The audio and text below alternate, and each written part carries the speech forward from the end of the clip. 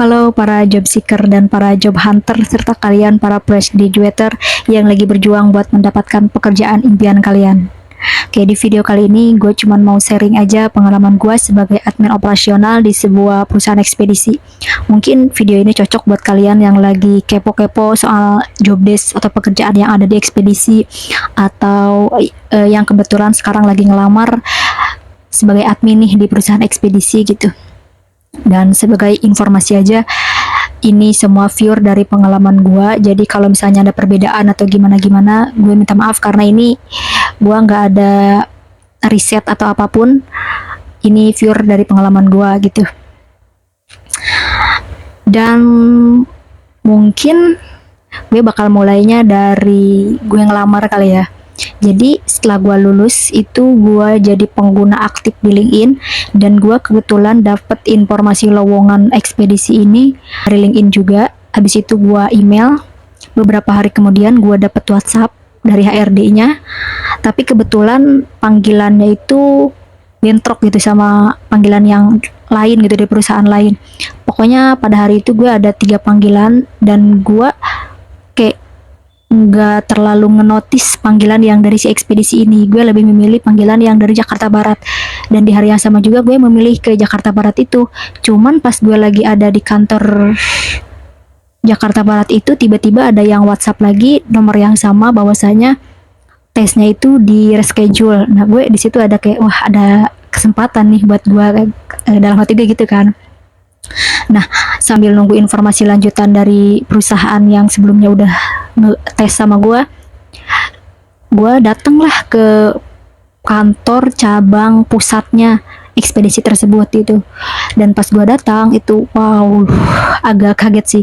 Ternyata di ruangan itu semacam apa ya, walk-in interview kayaknya, karena orang-orang tuh di situ udah banyak banget berkumpul. Dan di situ juga gue sempet gitu ngobrol-ngobrol dengan kandidat lain, dan luar biasa, mereka itu orang-orang yang banyak yang udah berpengalaman. Ada sih beberapa yang presiden juga, mereka itu udah pada dewasa lah, udah pada berpengalaman, dan ada juga yang kuliah sambil kerja. Pokoknya mereka itu memberikan insight yang luar biasa lah buat gue, dan memberikan pressure juga. Gue saat itu insecure juga ya, karena emang ya apalah gue gitu yang fresh graduate tanpa pengalaman dan skill gitu.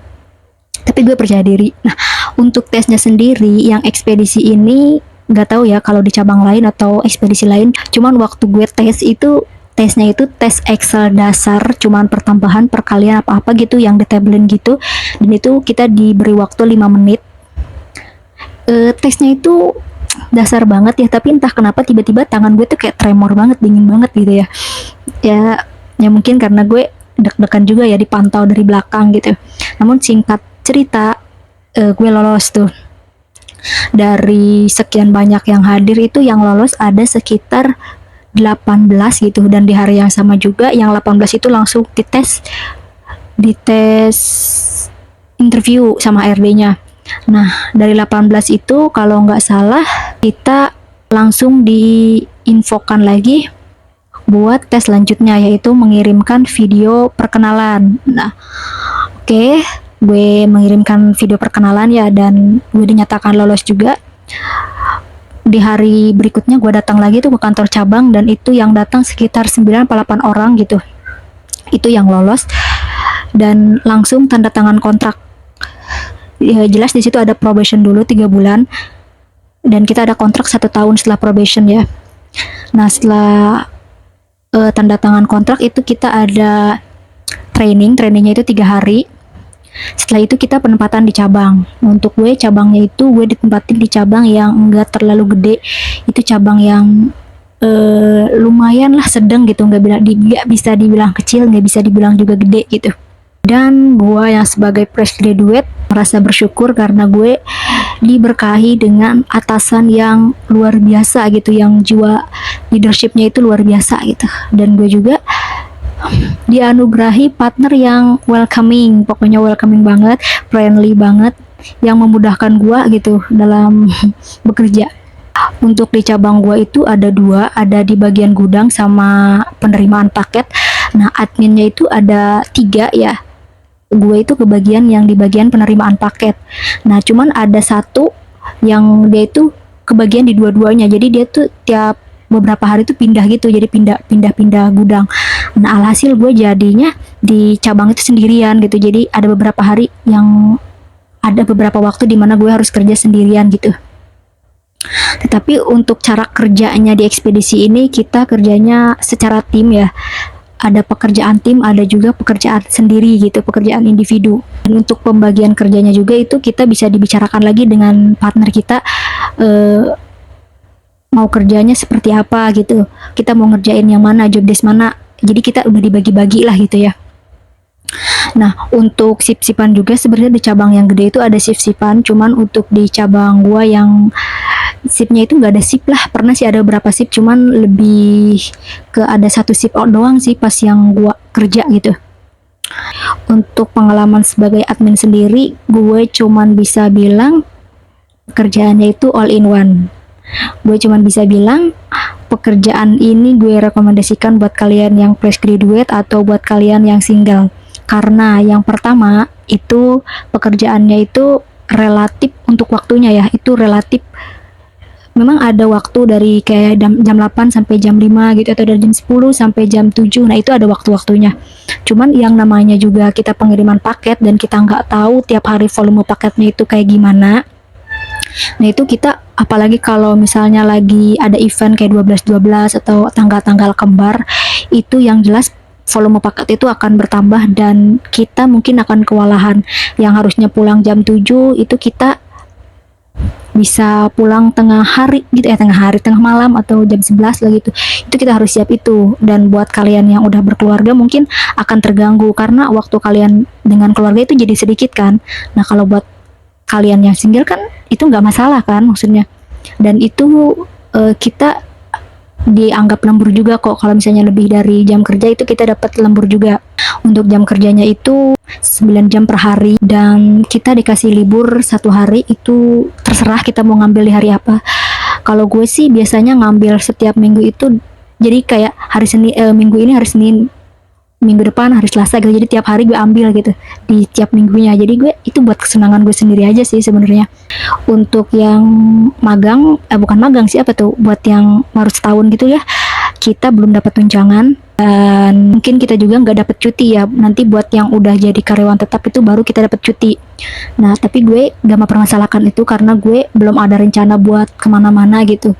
Dan for your information, di ekspedisi gue ini nggak ada hari liburnya, meskipun itu tanggal merah, hari raya mungkin ada hari libur, tapi tetap aja harus masuk karena nggak ada tutupnya. Dan mungkin ini buat kalian yang lebih banyak healing mungkin akan terganggu ya, jadi kurang cocok lah gue bilangnya kayak gitu. Nah, untuk pekerjaannya sendiri kayak gimana? Nah, untuk pekerjaannya sendiri itu ada job desknya. Gue yang sebagai admin dari penerimaan paket itu ya jelas ya, kita menerima customer langsung yang datang ke counter. Dan tidak hanya itu, jadi pas awal-awal gue pikir lah kerja jadi admin enak cuma duduk doang. Ternyata nggak segampang itu, nggak sesimpel itu. Pekerjaan kita jatuhnya jadi all in one. Mulai dari udah jelas ya, kita menerima pelanggan yang datang itu udah jelas. Nah, untuk kebersihan cabang, untuk kayak petty cash, persediaan barang, terus kalau ada kerusakan kayak komputer atau apa-apa ya, kalau sebisa mungkin lu kerjain sendiri deh. Memang ada bagian tim IT, tapi itu kita lama banget lah buat minta perbaikan sama tim IT karena kan harus ngantri juga dengan cabang lain. Dan jadinya sebisa mungkin kita harus menyelesaikannya dulu gitu. Kalau misalnya kita udah benar-benar mentok, baru tuh kita minta tolong IT gitu. Dan masalah itu sering banget terulang, bahkan untuk sekedar masalah internet pun itu mengganggu banget karena kita kan sistem di ekspedisinya itu kebetulan untuk punya gua itu langsung terkoneksi sama internet. Jadi kalau internetnya lemot atau mati lampu atau gimana itu jadi bermasalah ke pekerjaan gua gitu. Nah, untuk pekerjaan detailnya itu kita ada job desk-nya juga kok, ada timetable-nya lah. Dari mulai kita masuk sampai kita pulang tuh ada sebenarnya. Dan jangan khawatir buat kalian yang fresh graduate yang merasa nggak punya skill atau apa, kayak aduh apa sih, kalau gue gak bisa gimana gitu, kalau gue ditempatin di cabang sendirian gimana. Jangan khawatir kok, tiap bulan kalau di gue nih, gak tahu ya ekspedisi lain, kalau di ekspedisi gue tuh tiap bulan ada refreshment, ada training juga. Jadinya kita bakal ada insight baru, ada pengetahuan baru gitu. Jadi itu mempermudah lah, itu mempermudah buat gue, itu kayak kelebihan lah, benefit dari ekspedisi gue gitu. Nah, untuk suka dukanya sendiri emang banyak ya, karena menjadi admin di ekspedisi itu lu kayak jadi ibunya gitu, ibu dari cabang itu.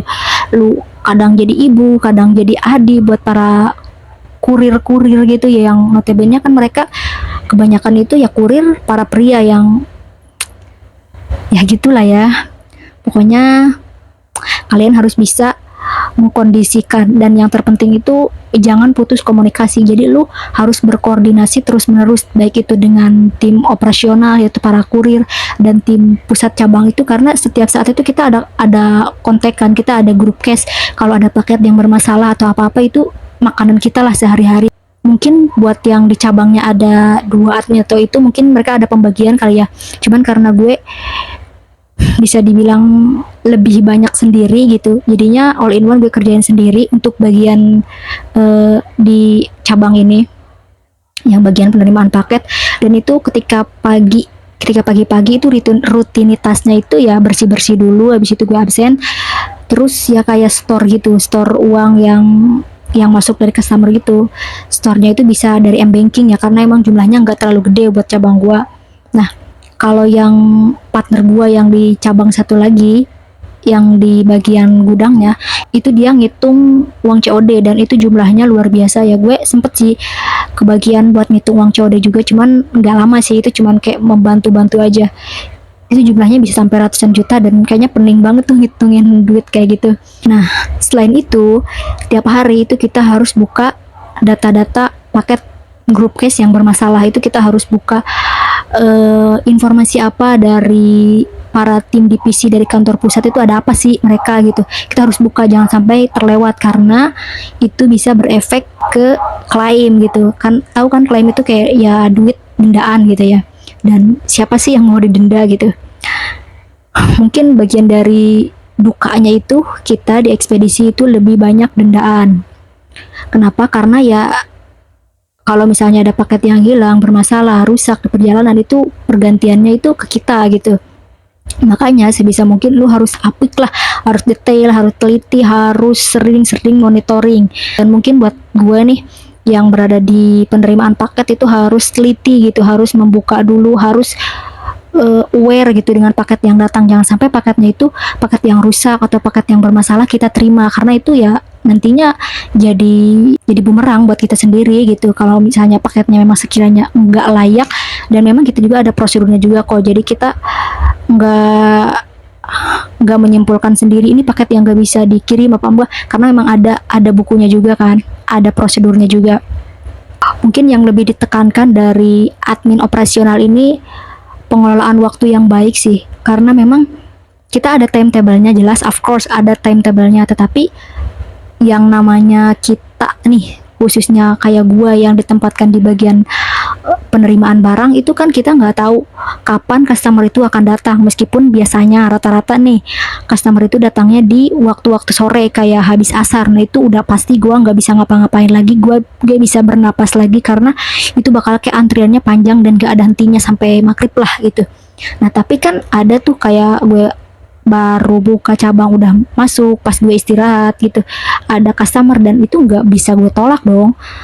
Yang jatuhnya lu harus bisa mengelola waktu lu gitu, karena kan selain menerima customer, banyak tuh pekerjaan lu yang lain, yang kalau misalnya lu gagal dalam pengaturan waktu, itu jadinya pekerjaannya menumpuk ke hari besok dong gitu. Sementara kan kalau pengiriman paket itu harus per hari, nggak mungkin pengiriman paket di pending sampai ke besok, nggak boleh lah. Kita juga sebagai customer tentunya nggak mau paket kita kelamaan di perjalanan di ekspedisi kan. Jadinya ya kita harus satset lah. Jadinya yaitu pengelolaan waktu kita harus baik gitu sebagai admin. Terus selain itu kita juga harus teliti, karena kayak ada aja gitu paket yang keselip, karena perharinya itu paket yang kita tangani itu ratusan bahkan ribuan ya. Itu untuk sekelas cabang gue yang bisa dibilang masih cabang sedang-sedang aja, bukan cabang yang luar biasa gede gitu. Itu sehari itu bisa sampai ribuan, apalagi kalau peak season itu ribuannya ribuan banget gitu ya. Jadi lu harus teliti gitu. Nah, bagaimana sih Kak untuk sistem penggajian? Nah, untuk sistem penggajiannya itu kalau di ekspedisi gua di cabang gua itu di bawah UMR ya, di bawah UMR. Jadi ya buat kalian yang berekspektasi gaji gede, ya gue saranin jangan lamar ke sini lah, karena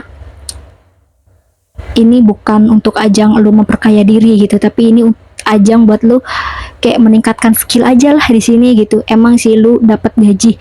Nah, di sini juga lu dapet kayak insentif. Nah, mungkin gajinya kecil, tapi kalau misalnya lu bisa achieve target, dan tiap bulan itu ada target, tiap cabang beda-beda ya targetnya, itu bisa bisa dihitung per paket atau per omset, tergantung cabang dan mungkin tergantung ekspedisi ya.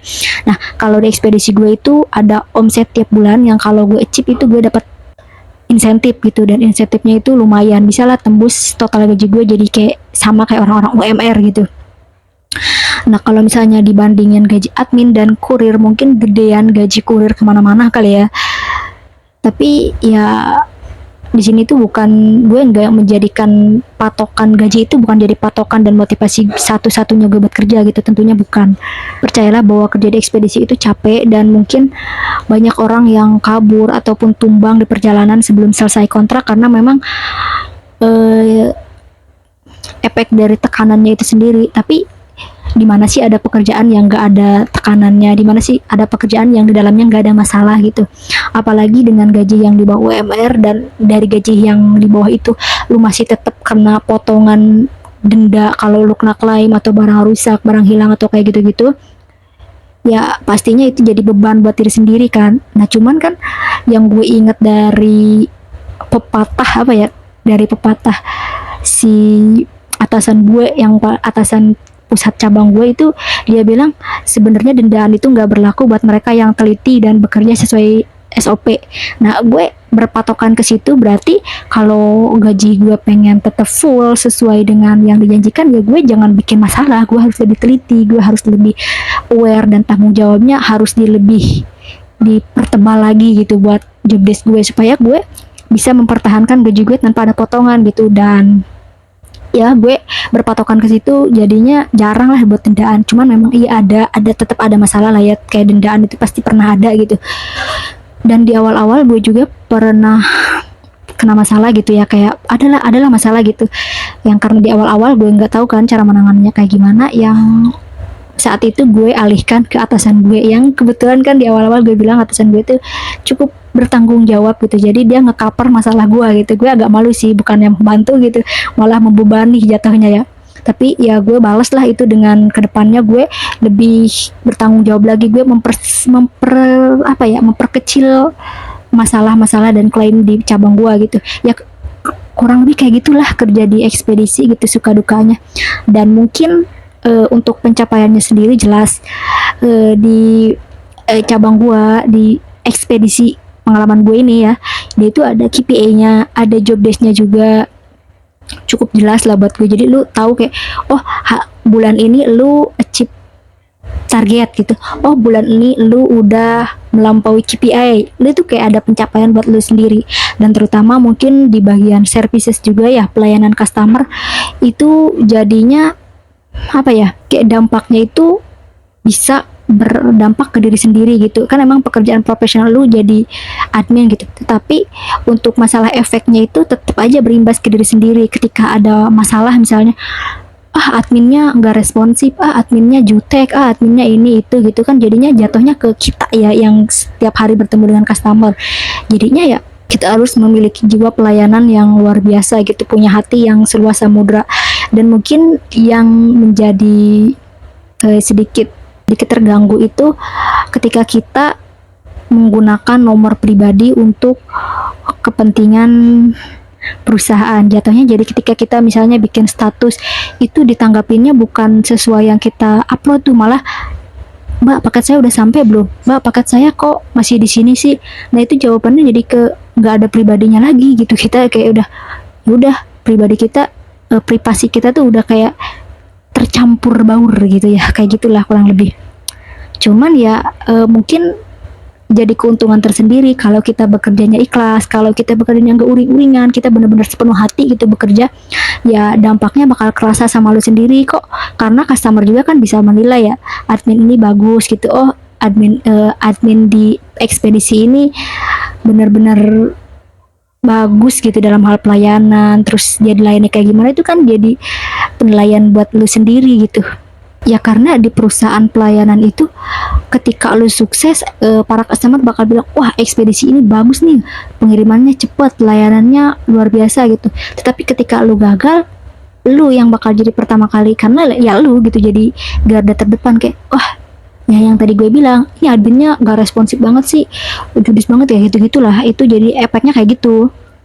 Ya saran gue sih buat lu yang masih fresh graduate, kerja jadi admin di ekspedisi itu cocok lah buat kalian, karena itu bisa mengasah skill lu baik soft skill maupun hard skill. Karena ya lu bakal selain dari megang sistemnya ekspedisi ini, tetapi lu juga bakal menginput data di Excel, belajar Excel, ya kayak gitu-gitulah, data-data lu menganalisis data. Dan selain itu juga nih buat gua nih, itu gua juga jadi tim yang mempromosikan ekspedisi gue, meskipun ekspedisi gua dibilang ekspedisi yang udah ternama gitu di Indonesia, tetapi tetap aja mereka masih membutuhkan customer gitu. Jadinya gue selain jadi admin, gue juga jadi promotor. Jadi kalau misalnya ada yang live di Facebook atau apa, biasanya gue chat tuh kayak mereka butuh pick up gratis gak atau apa gak, ya tetap aja promosi itu ada, broadcast itu tetap ada berjalan gitu. Jadinya all in one. Dan mungkin ini membantu buat kalian yang fresh graduate karena menambah skill lu di berbagai bidang gitu. Ya cuman resikonya lu bakal capek gitu, lu bakal kehilangan banyak waktu lah ya, terutama buat yang jam kerjanya yang agak fleksibel itu. Kalau misalnya di peak season itu yang paketnya lagi banyak, mungkin lu harus bersedia meluangkan waktu lu buat kerja, buat pulang lebih malam gitu.